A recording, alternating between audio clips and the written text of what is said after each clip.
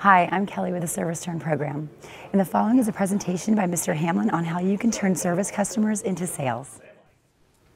Well, I'm glad you're in here because I think today, when I talk to dealers, and listen, I'm here to really, my purpose is to try and really give you some good ideas today. I think you'll walk away with some really good ideas on how to sell cars and buy cars out of service. We've been doing this for quite some time, and I'm going to show you a lot of good examples of what dealers are doing to be successful at this.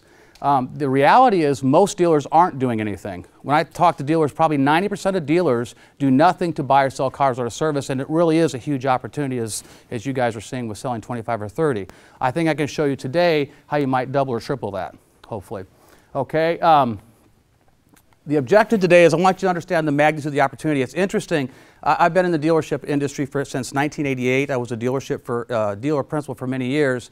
And I know historically we as dealers have always struggled to try and figure out how to sell cars. And I don't think most dealers, in fact, I can be honest with you, I didn't realize the opportunity there was until we started doing this. And then it really became very clear to me it was way bigger than I expected. And that's one of the things I want you to walk away today with, is understand the opportunity, the challenges you're going to face, the difference between technology and process-specific technology. And I want to talk about that right now.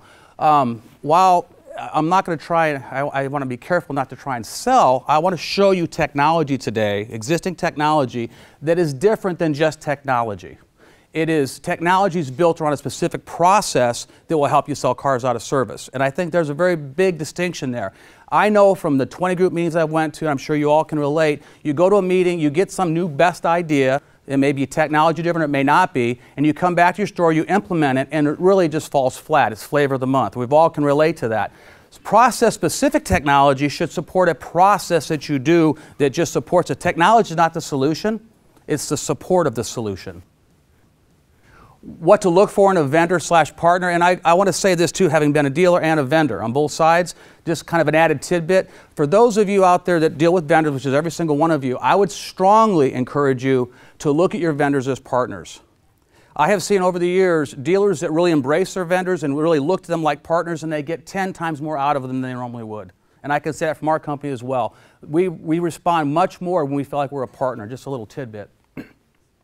You're going to see some best practices today that really will make the difference between selling 30 or 40 or 60 or 80. Some undisputed facts about selling cars out of the service drive. It truly is, and I love to be challenged, so I would challenge anybody in the room on any of these facts to challenge me if you feel the need. It is clearly the biggest opportunity in your dealership right now to increase your sales immediately and permanently. It's not like doing an event. It truly can have a huge impact, as I will show you today. It's the most of way to prevent your competitors from stealing your customers. One of the things I always tell dealers is this, so think about it. Every day customers are coming in your service drive. If you don't have a process in place to deal with them, you have no way of knowing if they're in the market for a car or not. They leave your store, they're exposed to advertising, they're exposed to your competitors constantly, and you didn't even make an effort to talk to them. So just by the mere fact of putting a process in place that does that will allow you to capture people in the market before your competitors do. If done correctly, as I'm going to show you today, it is absolutely going to increase your CSI. One of the things dealers ask me all the time is, I'm afraid I've tried this before. I threw a salesperson back there and it really didn't work. It usually pissed customers off. That won't be the case. If you do it right, it will actually increase your CSI and your SSI. And another, I think, thing I want to bring up, I run into a lot of dealers that have tried it and have used companies that have equity mining tools. That's kind of the hot button in our industry right now, isn't it? And equity mining tools is not the answer. Again, it's technology, and it's good technology, and it has a purpose. But if you're truly serious about capitalizing on the true potential of what is coming in your service drive, that's not going to get you there. For example, most equity mining tools only deal with your current customers that finance through you. That ignores all the walk-in customers, all the customers that didn't finance through you. So it really is just piece of the puzzle, if you will, and most dealers that just take a technology and input it in their store usually fail or hit nowhere near the potential that they could hit. This is an actual calculator, if you will, of what is available in your service drive. So for those of you that are doing something, you can look at this and know these are real numbers. These are what actual dealers are currently doing, all right?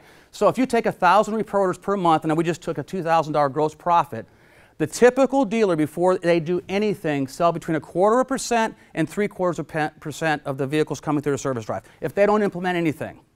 Dealers that do implement something sit anywhere from 1.25% on the very below average side, all the way to 3.5% on the excellent side. And I will tell you, there are dealers that are doing over 5%. They're not even being included in this. So when you look at the opportunity, you're doing 3,000 ROs a month, is that what you said? So if you figure 3,000, if you're just doing an average job, you should be doing 3 times 18, which is what, 56 cars a month on an average job, doubling almost what you're currently doing. Oh, and again, hopefully today you'll see how you might get there, and hopefully even to the excellent side of things. And these numbers are real, as you're going to quickly see right now. Here's a list of 10 dealers, and this isn't just 1 month when you look at this. This is 3 month, or actually it's a 4-month average. Okay? Real numbers, real dealers that were doing nothing and then started putting a system in place to sell cars out of service. You can see that the top dealer did 4.13%, and that's a rolling average, and the dealer at the bottom did 1.86%. So just take those numbers and kind of take them times the number of ROs you have, minus your internals, and that can show you exactly what you should be able to expect out of your service drive if you do it right. Real numbers, okay? The other thing this does not count is, done properly, you should be buying cars as well out of service, not just selling cars. And this over here shows you the amount purchased. And there's no gross attached to that, but obviously you're making money on those. All right, so it just stands to reason what typically stops us from succeeding in anything we do is typically if it needs technology, the right kind of technology to support it, which it sounds like you've got technology, the right kind of processes and procedures, which typically, and you guys are doing exceptionally well, by the way. Most dealers don't do nowhere near that many. The right processes and procedures, the right kind of training and support, you got to have that, and you have to have the dealership's commitment, obviously. You have to be committed from the top down that this is a viable operation in your store. You have to go into it, obviously, like anything else. But unfortunately, most dealerships don't. What I'm here to try again to explain is that there is such a wealth of opportunity there. Why wouldn't we take that approach? And literally, if you do, because we all want immediate gratification as dealers, don't we? We want to make the money now. If you do, you can have immediate results. It happens immediately. I can give you story after dealers that started, and at the first day they sold 2 or 3 or 4 cars that they never would have had out of service.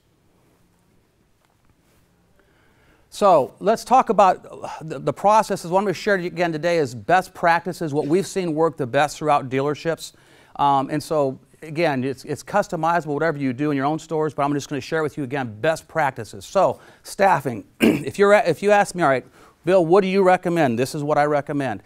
I suggest that any dealership, except really, really small ones, all right, but any typical dealership, start with at least 2 people, okay? Some dealers, you know, they want to, remember when the BDCs came out and we spent fortunes on that? Anybody do that? Where they spent $50,000, $60,000, $70,000 on the infrastructure for a BDC?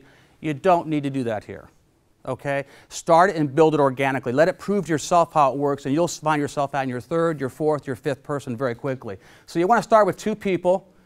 We recommend, and this is where it starts to get a little different, a team leader, and I would recommend you take somebody in your store that has a heart more towards customer satisfaction. They don't have to be an excellent salesperson. You don't have to take your best salesperson off the floor. And you don't have to hire anybody. Take somebody from internal that you want a career path, ideally a younger person, male or female, that's sharply dressed, that has a heart for service. That's first and foremost. Really customer service driven. As you'll see, the sales happen by giving good service, okay? And also, you see, we recommend a quality control representative. This, and you can give it any name you want, but there's logic behind this. And I've got a slide coming up here in a minute, but what do you think the #1 least respected profession is? It's true, right? It truly is. I just saw a survey the other day on Fox News, actually, that showed salespeople were the worst. Above them was a politician. That's a fact, right? So if we're going to put somebody in service to sell cars, why would we handicap them by calling them a salesperson? Because that's what we're doing, isn't it? We're handicapping, because automatically the customer is going to think their defenses are going to go up, especially if they think they're being sold a car, right? Why not take a whole different approach? And this person, again, is a quality control representative.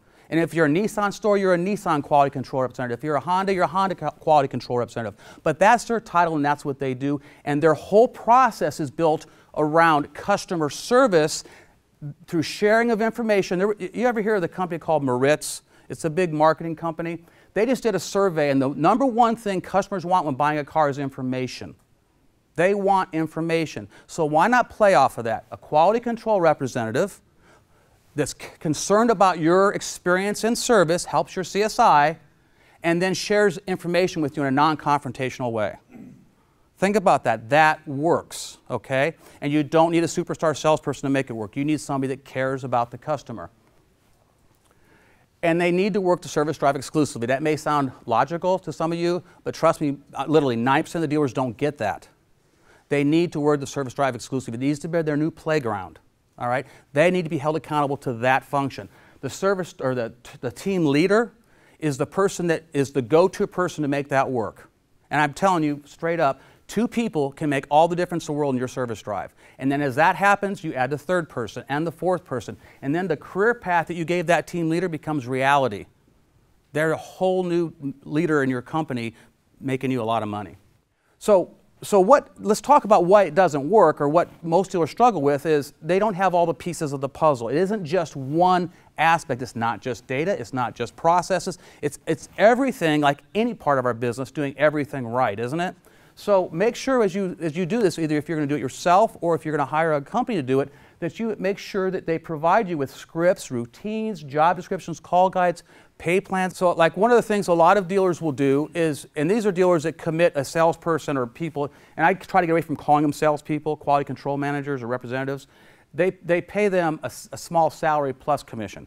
But however you want to do it, it's up to you. But that seems to be working well with a lot of clients, a lot of dealers.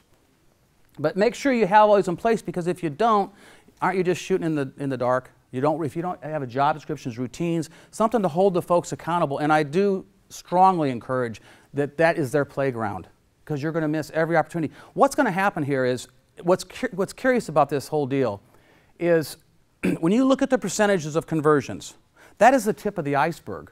Truly is. I would suggest it goes way beyond that, because that doesn't count the leads that are put into your CRM. That I talked to you and you're not in the market for 3 or 4 months, and if I'm putting that in my CRM, and by the way, every technology should allow the leads to be put in your CRM automatically. Now, when you work your daily marketing plan, there that lead is 3 months later. It doesn't count when you're prospecting, all the things we normally do, prospecting the household. There's a whole bunch of opportunities, and here's the thing, with 2 people, the size of your store or your stores, they're not even come close to talking to everybody. But you build it organically, and you build a strong team that you're controlling what they're doing. And you turn around a year from now and watch what you're selling. It's a whole new department. I hate to use that word because it makes dealers a little nervous, but truly it's a new department. A lot of dealers have told me that they look at this like the next F&I department. I'll let you decide, but that's how they're looking at it. The other thing that you want to look for, and this is very, very big, is a performance manager. Now this, I'm speaking from a vendor's perspective. Dale Pollock actually, his company was not doing all that great initially. I mean, it was doing good, but when it exploded was when he added a performance manager to support the customers. I can give you example after example of dealers that have tried to jump on something, and they were kind of negative going in and kind of naysayers, like a lot of dealers are. And a performance manager made all the difference in the world. Somebody, when you look at a company that's going to help support this, and you really probably want some company to support it through the technology and so forth, you really want to make sure there's somebody that has a vested interest in your success. And they support that team and report back to you monthly with results and how's it working. That performance manager, if that's all they do, guess what they have the privilege of having? Best practices, what's working here, helping to coach your team, because quite frankly, does your general sales manager have time? Does he even really know what to do? He knows the way of selling cars, right? If you're doing this process, it's not the typical car sale, it just isn't, and nor should you want it to be. So having the support of a performance manager, I believe, or a coach, whatever you want to call it, is absolutely critical. And then you should also make sure whatever you do, whether you're doing it yourself or you're bringing in an outside vendor, you should have a documented implementation manual. You should know what you're doing. No different than anything else. So it's important. And I think the easier information training is to get, the better. So if you're looking at any company, I would recommend a performance manager / coach. They have everything documented, online training videos. I think you need it all. And last but not least, you should have the ability to have a trainer come in-house, but I would tell you that should be a rarity. Done right, you don't need to spend the money on an outside trainer. You just don't, okay? All right, so the customer experience, we talked a little bit about this, but to me this is everything. This is everything right here, all right? Creating the right customer experience, creating the right perception. Your customers, obviously, perception is their reality. So ask yourselves, what are you doing as far as customer perception? There isn't a question of whether this works. And if you leave with nothing else, if you're not doing something in service, you're not real bright. I swear you're not, because it's so obvious. You got people in this room that are doing it and getting good success with it. All right? But the coolest thing is dealers can't come back and say, well, it doesn't work. Wait a minute. Here's 10 or 20 dealers in your 20 group, if you will, that are having success beyond belief. And you have a performance manager that's been bugging you to do this best practice and this best practice and this best practice, and you're not doing it. You follow me? There's a different approach here, and that's what I want you to really get out of this, is it does work, and there's a whole host of dealers, large and small, that are successful with it. So the customer experience, creating the right perception. Again, perception's everything. What you do in advertising, what you do in this program or any other program, if you don't honor your word in that process of whatever that perception is, then you've just completely killed your credibility with the client. Wouldn't you? Don't you agree? All right, so let's talk about what do we do? Perception's reality. I already talked about this. Auto salespeople are the least respected of all careers. So let's be smart and not call them car salespeople. Choice is yours, but I certainly wouldn't. Take, as I said, a customer satisfaction approach. It will help your CSI. How many dealerships in here get paid for their CSI? Raise the hands. A lot, right? Well, it's huge. One of our clients gets 50 grand a quarter just for CSI. So you better be paying attention to it, and if you do it right, you'll increase your CSI. I'm going to use a Nissan example here, but I do strongly encourage you to do a Nissan Quality Control Manager. There is another program out there called the Exchange Program. Have you heard of it? All right, and that's fine. It's a great program. But I would ask you to ask, I recently sold my last store 2 years ago, so I've never been in the market for 16 years for a car. It was an wide awakening opening idea when I went out and shopped for a car. It was crazy. I'm not kidding you. I hated the process. It was miserable. If somebody really genuinely cared about me and asked yourself the same question and really tried to help you, wouldn't you be more apt to buy from them?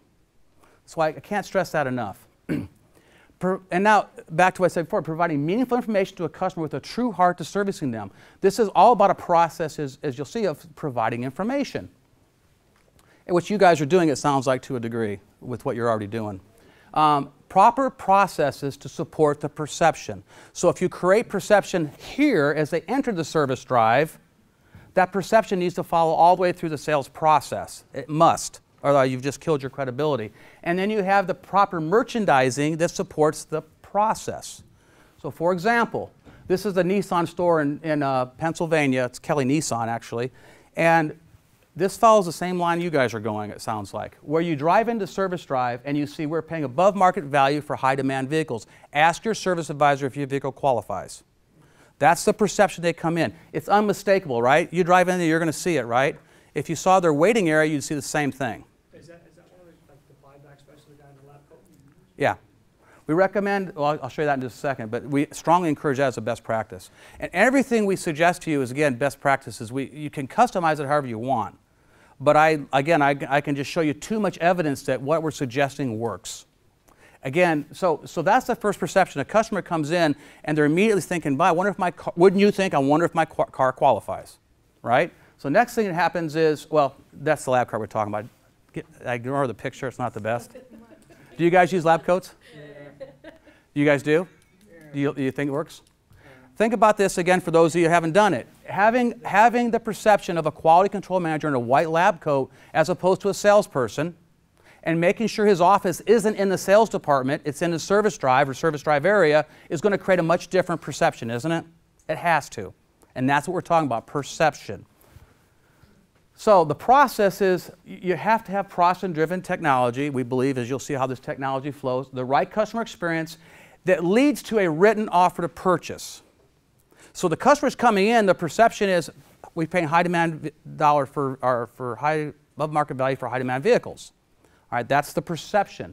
We want to follow that perception all the way to an actual physical written offer to purchase. And the technology should provide that for you as part of the process, okay? That ultimately leads to a trade-up comparison that gives the client all this information as to why they might want to consider trading, from how much they can save on gas to maintenance, every aspect that says these are logical reasons that I would consider trading. How many customers do you think consider trading when their warranty is expiring? When their VSC is expiring? High interest rates, high gas, poor gas mileage. There's all these logical reasons that we know a customer would consider trading. You know, think about this for a second. The big guy back there, Oscar, used to play for Notre Dame. Oscar, did you ever go into a game without knowing what the offense and defense was of the other team? Never. What year did he play? I'll tell you. So think about this. Why would you not have your team prepared for what, you know what to do, but we don't train them. We don't give them the information. We don't prepare for the game, right? So you need to make sure this process is in place. So here's the process, all right? So the first thing is technology shouldn't require you to go find it. It should come to you. Why do I say that? You shouldn't have to find usernames and passwords. I say it because as a dealer, I never could remember my username and passwords. Processes tend to get forgotten if I had to count on somebody else to go mine the data looking for something. So deliver the data at the time that the dealer, that fits the time of the process. So when would you want to know about your appointments coming in tomorrow? The day before. So, and would you want it at 5 o'clock or 3 o'clock? It should be customizable, shouldn't it? So make sure that it is, because it fits the process. And it should be, in this case, it's an email for it. You hit the manager's report or hit the click button. It's delivered daily. I should have pressed that. No new usernames or passwords. And then the manager report. This is critical. This should show you, in this case, it shows the next 7 days. Why? Because we want to see what's coming in. The used car manager will want to see what's coming in, right? But let's talk about how simple this process should be. First of all, if I have turnover or new people, you should have training videos. It ensures your staff's well trained. It eliminates the inconsistencies in the process. Everything should be there for them. There should be multiple places that they can get information, and it should be simple and easy to get to.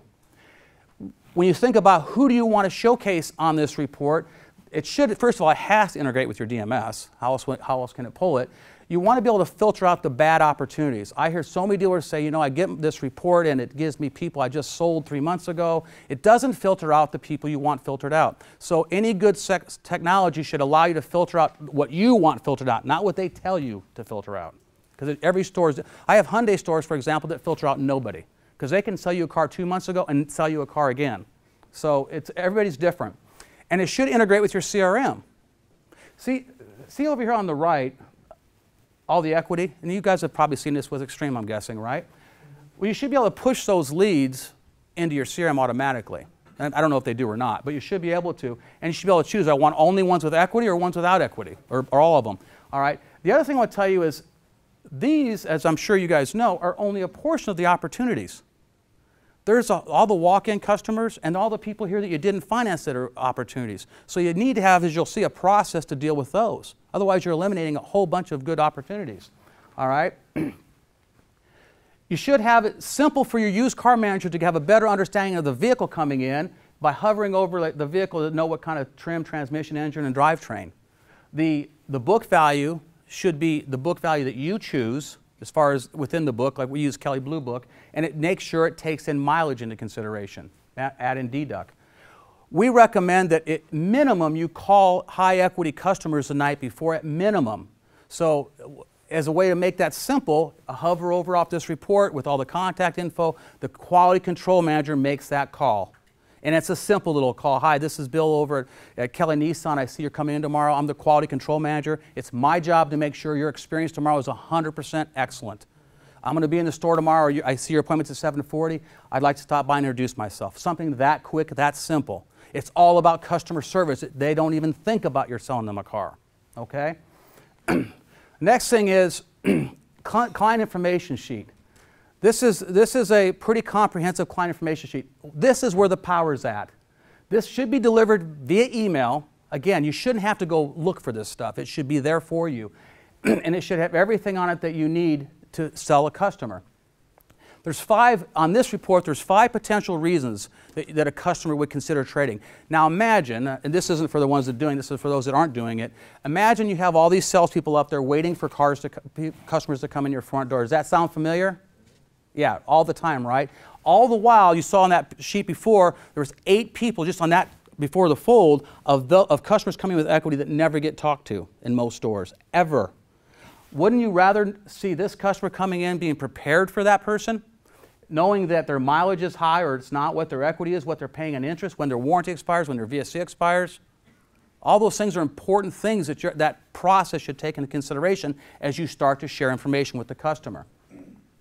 The next thing, now it sounds maybe silly, I don't know, but this is huge.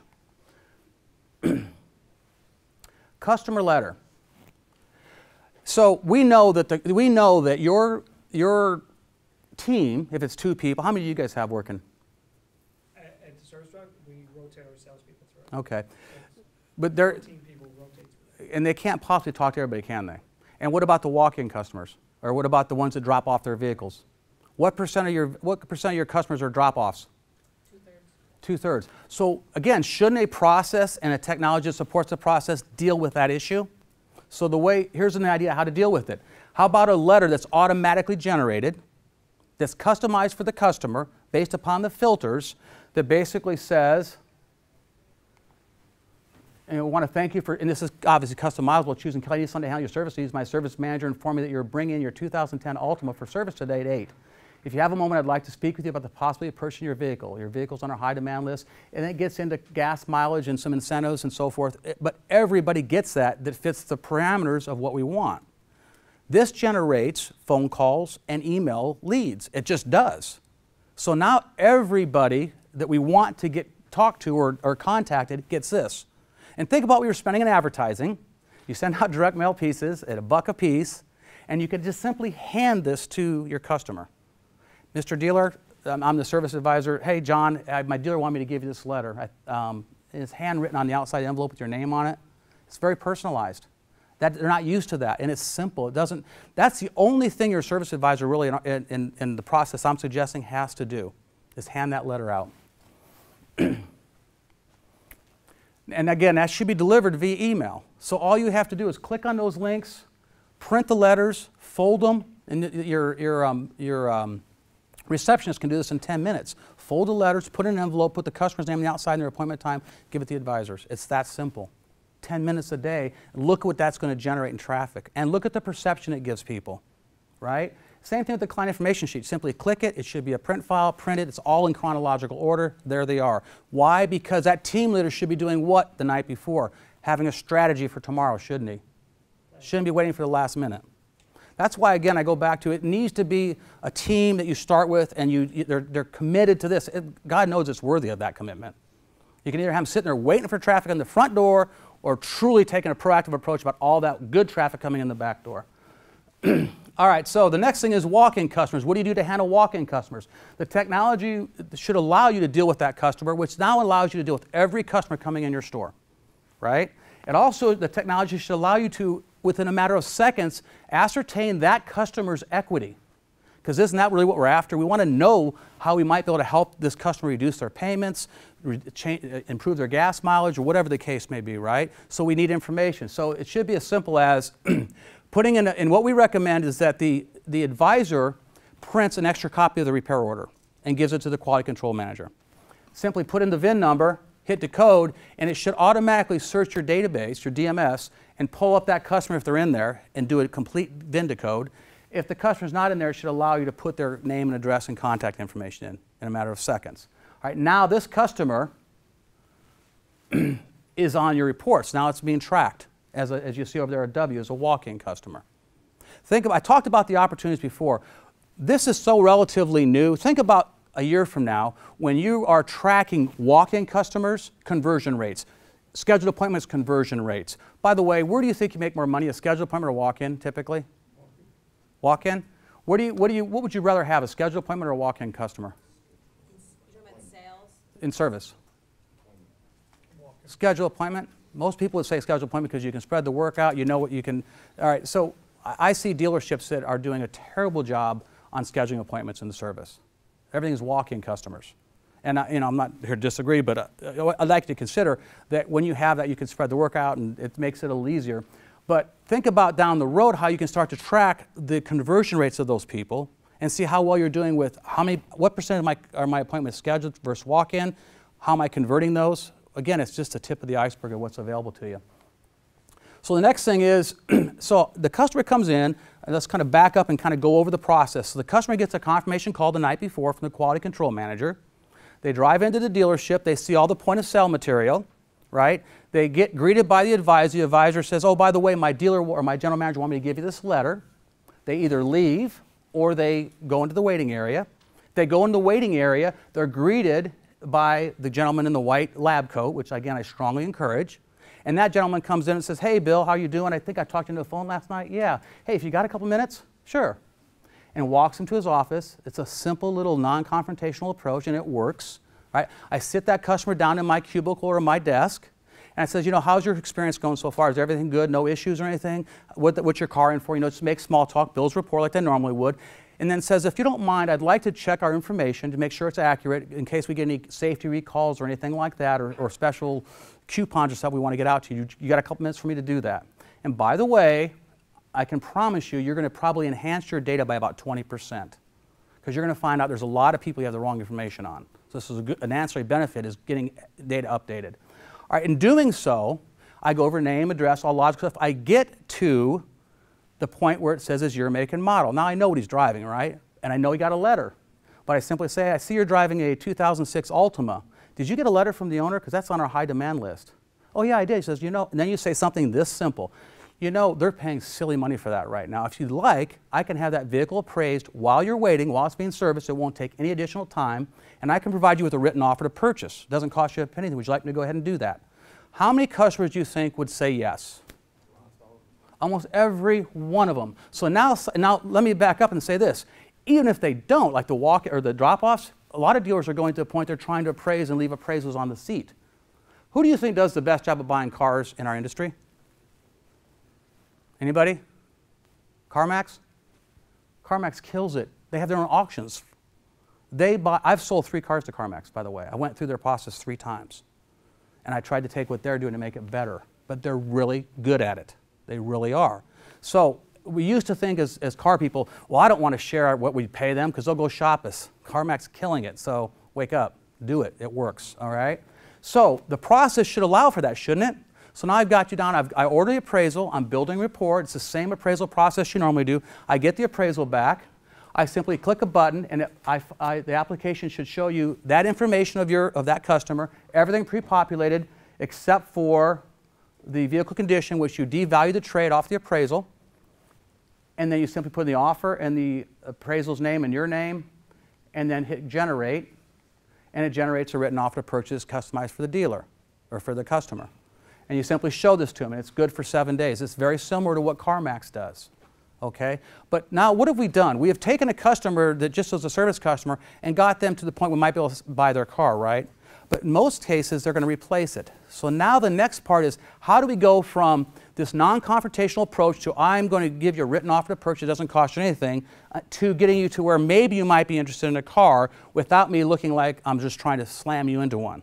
That's the trick, right? So how about some approach like this? So I'm building rapport with you, and I say something to the effect, you know, our dealer has asked us, he says, you know, he has been hearing, as I'm sure you have on the TV and the radio newspaper, constantly about people refinancing their homes and saving money. Interest rates are so low, and people are doing it, you know, by the thousands because they're saving money. And it dawned on him that why are we not sharing information with our clients? Don't we have an obligation to share information with our clients? I'd want to know this stuff. You know, what's out there right now. So he's asked us to, you know, at least offer that service to you if you'd like. Something along that approach. It's about sharing information.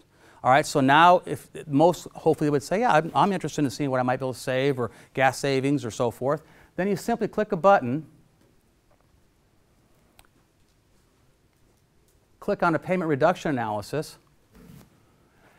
And now this is where any customer can be, you can determine their payoff within a matter of seconds. Does not matter.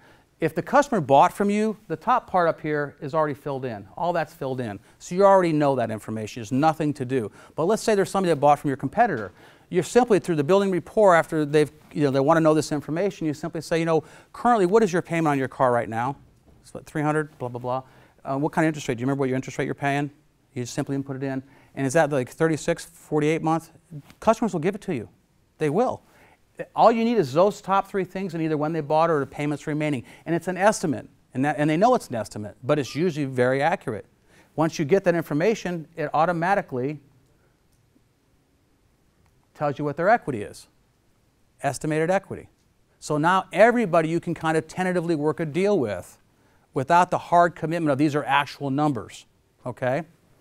And so then you go into search the dealer's inventory, and they're driving an Altima, so we're going to compare it to an Altima. And the system should allow for discounting if you want to put a discount in, or rebates and mining it and everything else. But you pick the vehicle, it should sort by savings to the customer and gross to the dealer. Automatically populates it. The financing variables should be automatically defaulted with the ability to change on the fly. Okay? Simply set create, and there you have a very professional written report that you can turn the screen and show the customer, or if you wanted to print it out, you could. And then it should, and I'm going to share with you things that we don't do, that we're building, but we currently don't do, but you should want to look for, is it should show leasing. We don't do that currently. We're doing it in January.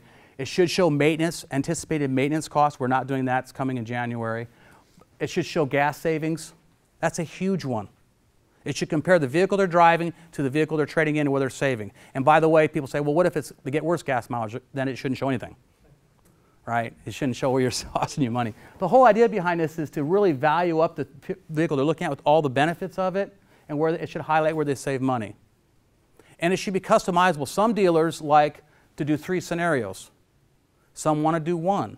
It should be customizable to whatever you want to do. How many here honestly think this is a way of the future in the dealership world? I mean, the consensus is it is. It really is. Dealers 2 years, 3 years from now, everybody's going to be doing something, and they're going to be doing it right. How many years have we tried to do it right? I mean, I've been in it since '88, and it wasn't like this just suddenly miraculously appeared, this opportunity, right? We just struggled. Now everything's in place to do it. And I think what you're going to find is that stores doing 3,000 are going to be looking for the 3%, then the 4%, then the 5%. And the numbers are there. There's dealers that are currently doing it. So what are they doing that you're not doing? And implement those best practices.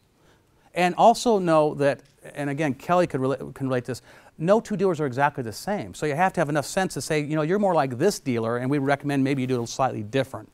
Like we have stores that they don't have the place for a cubicle or a desk. Some stores are building them. Kelly Chrysler, I think it is building 2 offices in their service drive just for this. So it's all about really getting committed to it, because the numbers there. Can anybody give me, I mean, do you start to see that there's a bigger opportunity than maybe you thought? I mean, it's pretty substantial. All right, so let's go back to this service drive lost sales calculator. This actually, oddly enough, I didn't know you guys were going to be sitting here, but we just recently presented to a group of dealers in Puerto Rico, and these are their numbers.